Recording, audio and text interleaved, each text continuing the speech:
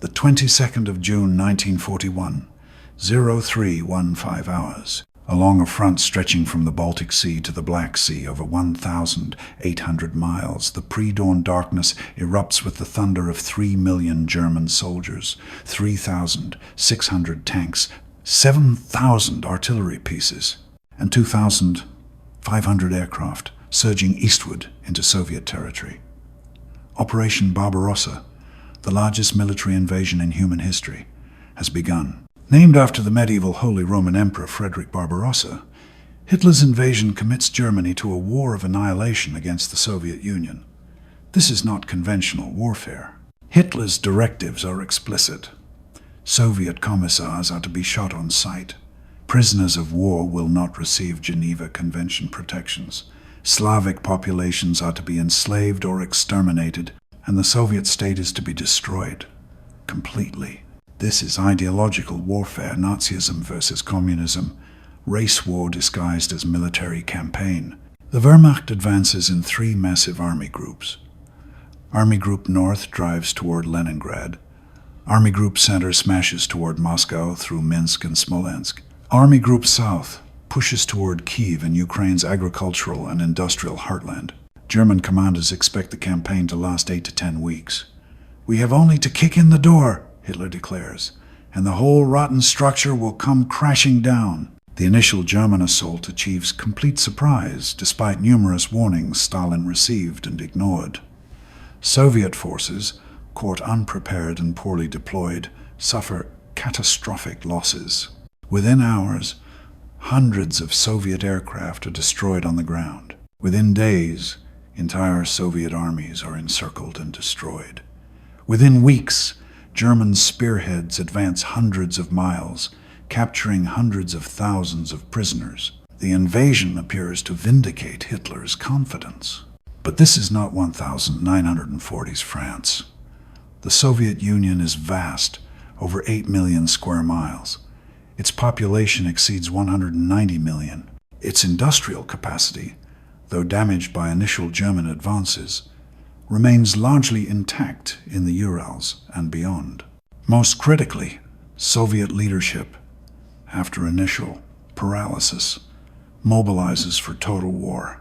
What begins as German blitzkrieg triumph will become a nightmare of attrition, partisan warfare, and eventual catastrophic defeat.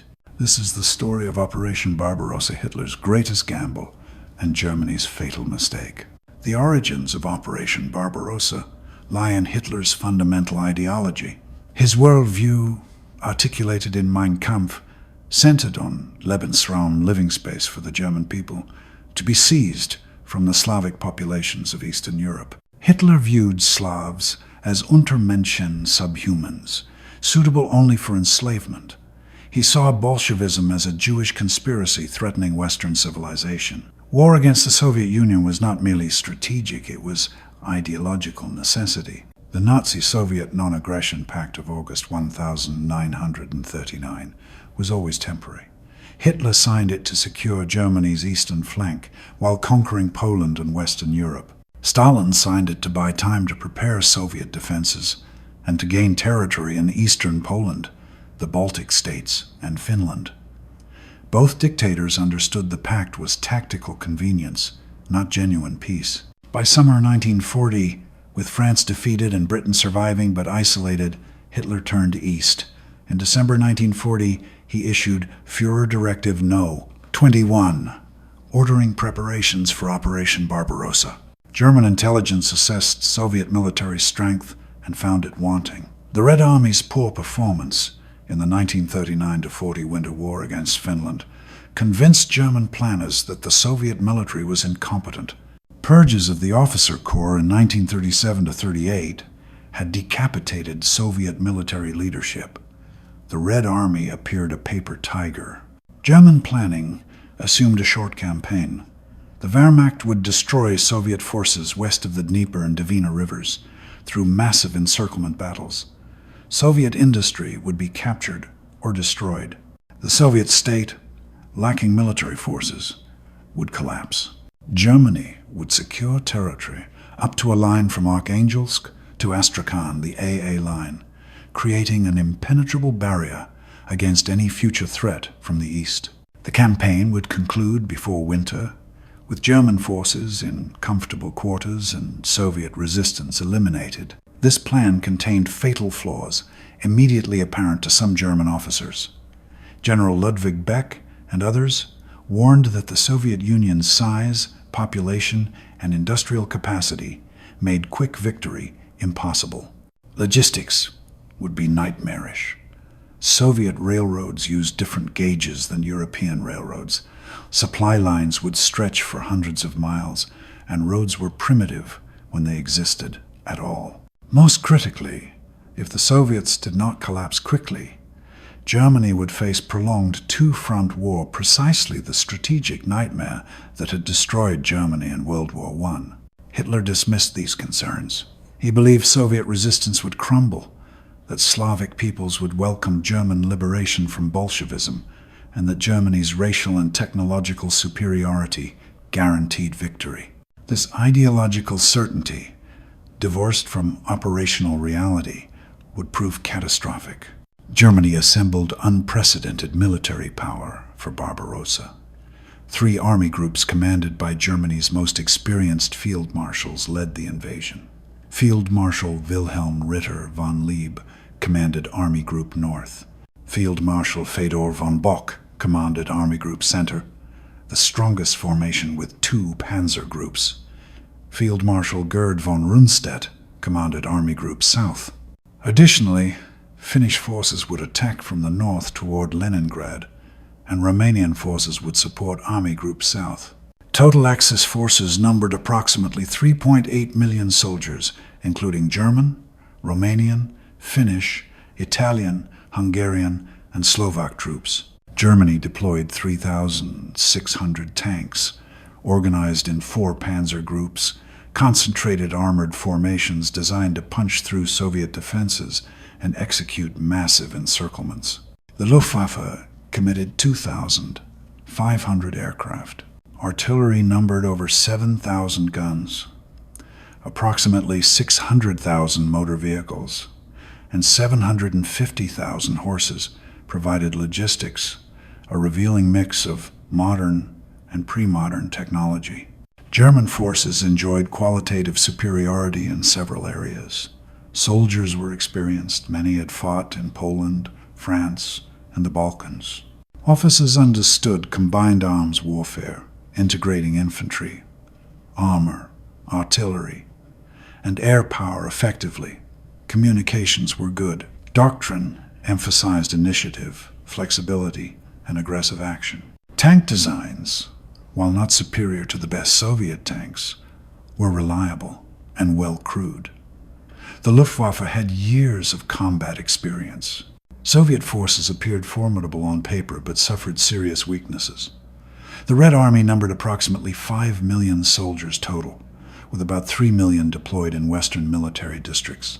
The Soviets possessed approximately 20,000 tanks, far more than Germany. However, most Soviet tanks were obsolete models with poor reliability. The newer T-34 and KV-1 tanks, superior to any German tank, existed in small numbers and were poorly deployed. Soviet artillery was numerous but lacked mobility. The Red Air Force possessed over 10,000 aircraft, but most were obsolete designs, poorly maintained, and flown by inadequately trained pilots. Most critically, Soviet military leadership was weak. Stalin's purges had executed or imprisoned the Army's most capable officers. Marshal Mikhail Tukhachevsky, the Red Army's most innovative thinker, was executed in 1937. Of 5 marshals holding rank in 1935, 3 were executed.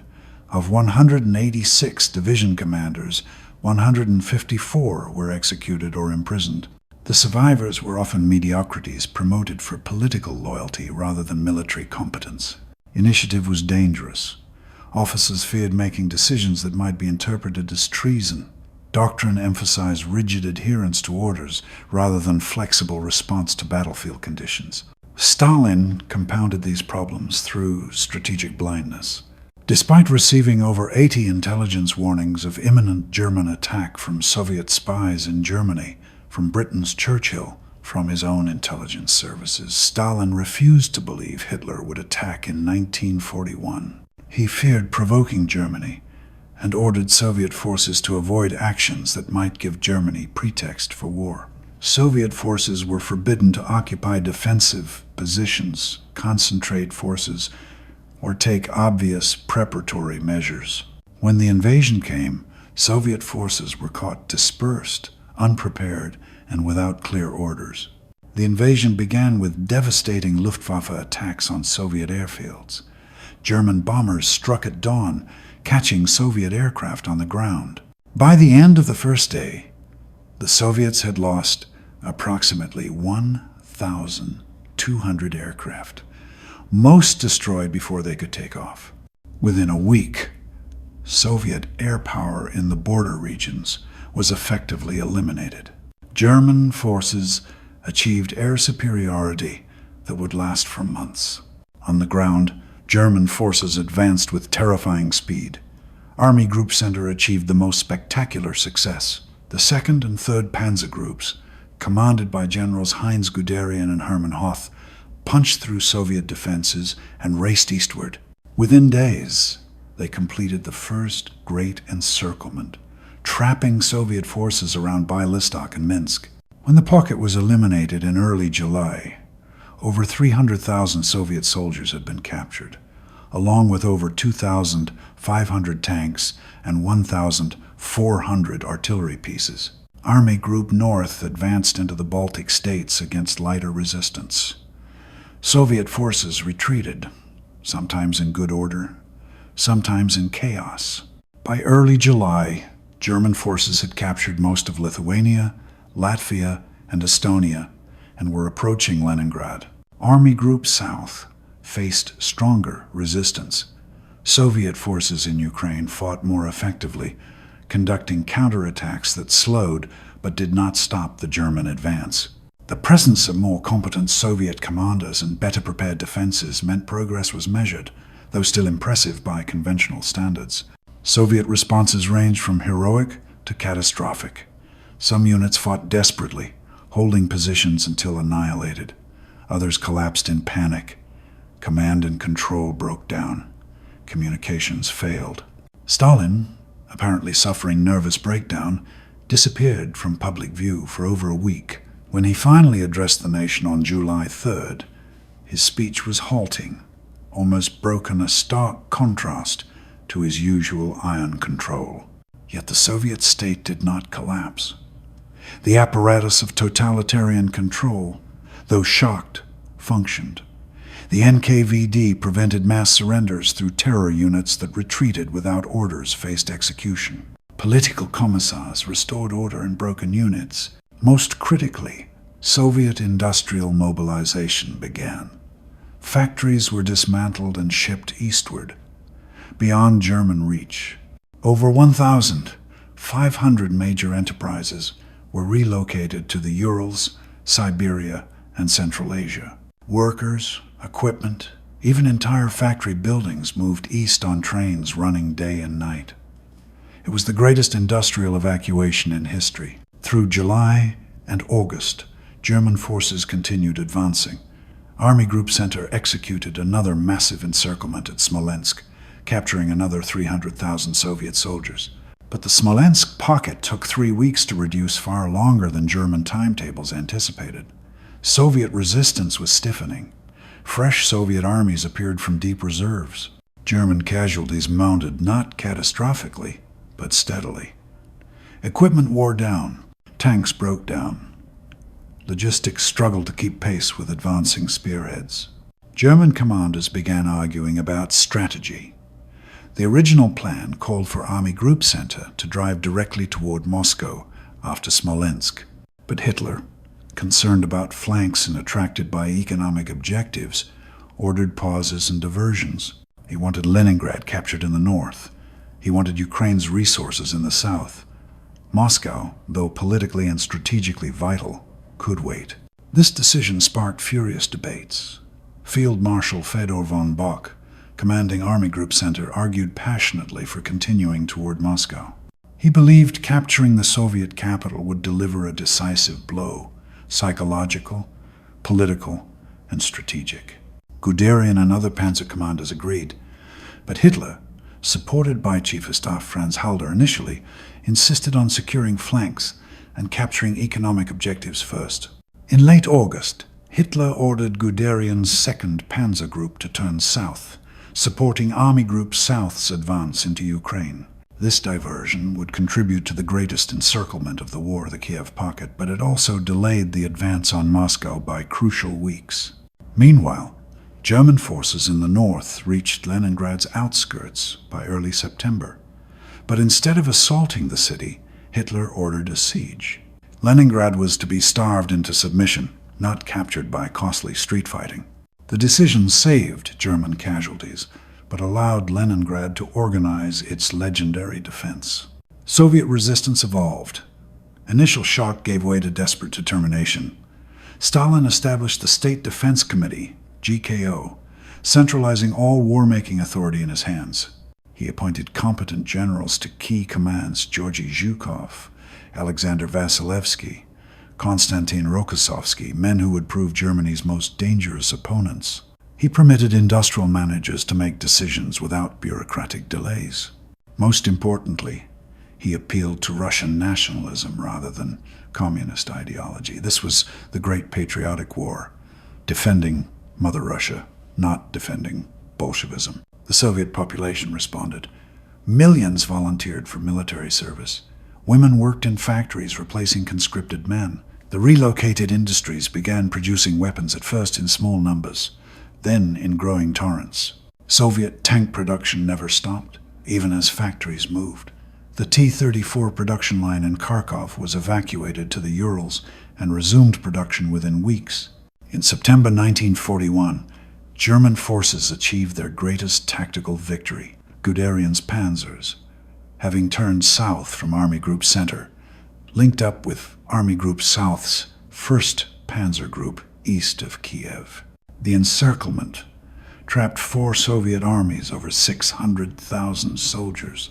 When the pocket was eliminated by late September, German forces had captured approximately 665,000 prisoners, 3,700 artillery pieces, and 900 tanks. It was the largest encirclement in military history.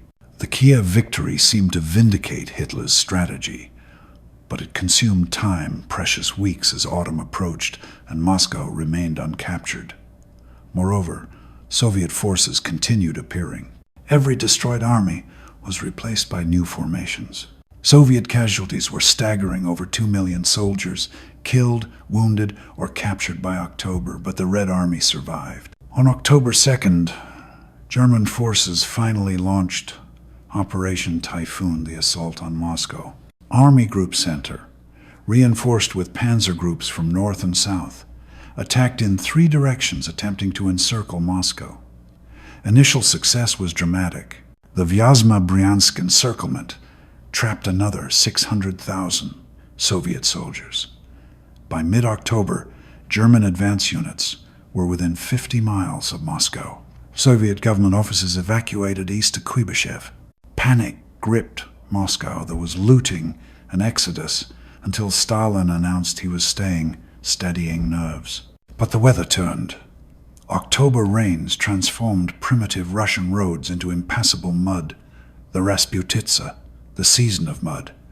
German mechanized forces bogged down. Supply trucks couldn't move. Horses sank to their bellies.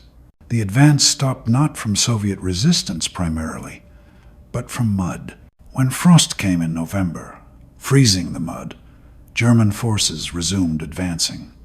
But winter arrived early, and with exceptional severity. Temperatures plunged to -40 degrees Celsius.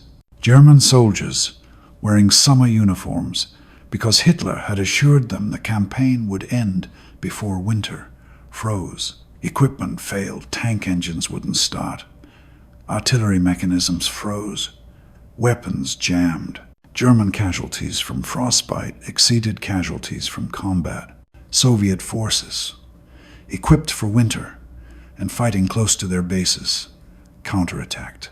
Zhukov, commanding Moscow's defense, had carefully husbanded reserve Siberian divisions, winter-equipped and experienced.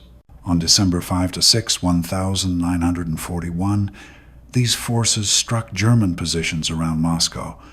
German forces, exhausted and frozen, recoiled. Hitler's advance on Moscow had failed.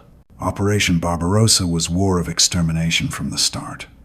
Hitler's Commissar order mandated the execution of Soviet political officers. The Wehrmacht complied widely. Thousands of commissars were shot. The Hunger Plan, developed before the invasion, deliberately planned to starve millions of Soviet civilians to feed German troops and the Reich. Einsatzgruppen, SS murder squads, followed the advancing armies, executing Jews, communists, and undesirables. The Holocaust's mass murder phase began with Barbarossa. Soviet prisoners of war suffered terribly. Of approximately 5.7 million Soviet POWs captured during the war, over 3.3 million died in German captivity from starvation, disease, exposure, and murder. This death rate, nearly 60%, far exceeded the death rate of Western Allied POWs in German hands.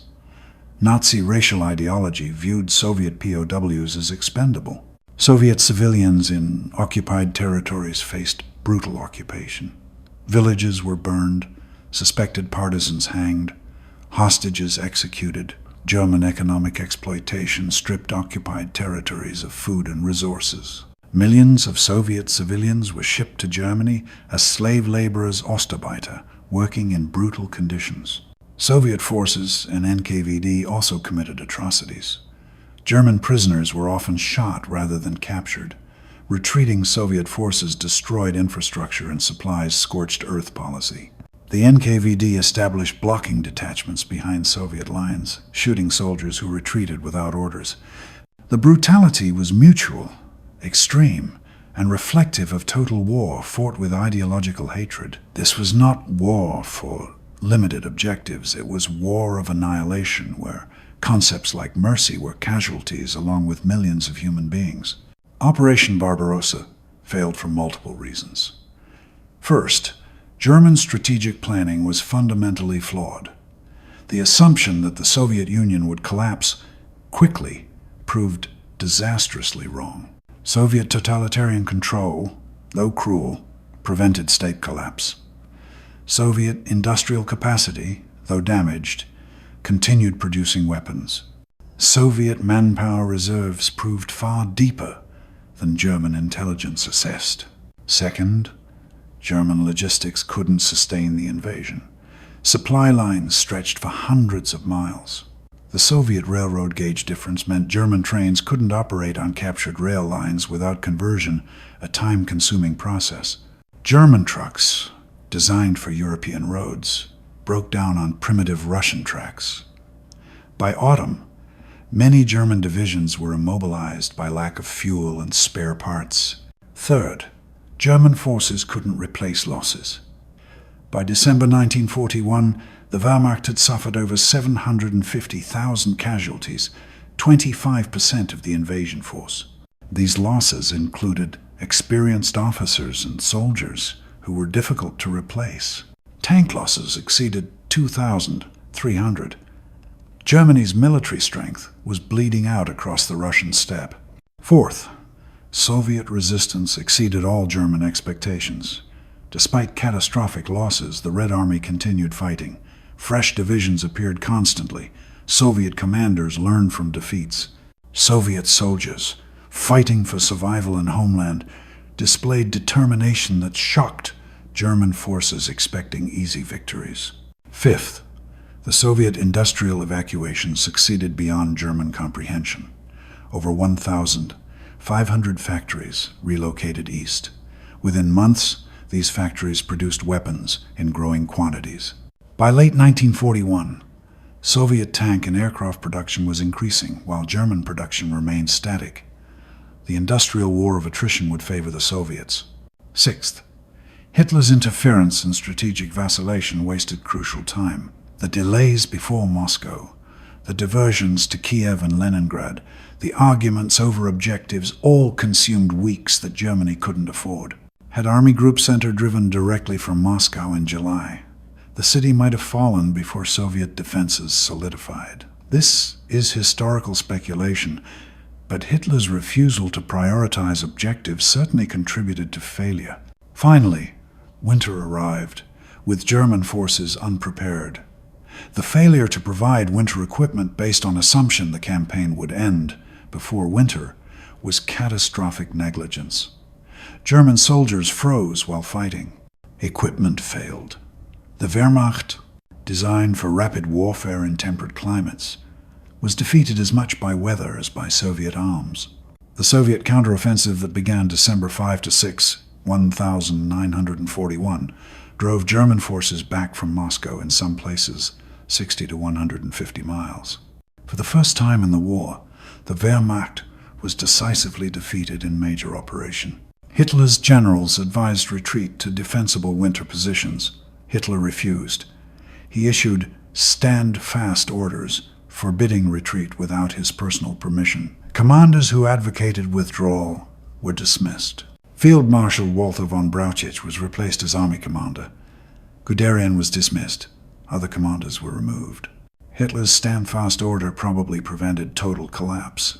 German units, ordered to hold in place, formed hedgehog defenses that Soviet forces couldn't easily reduce. The winter line stabilized, though far from German objectives. Moscow remained Soviet. Leningrad, though besieged, held. German dreams of quick victory had died in the snow before Moscow.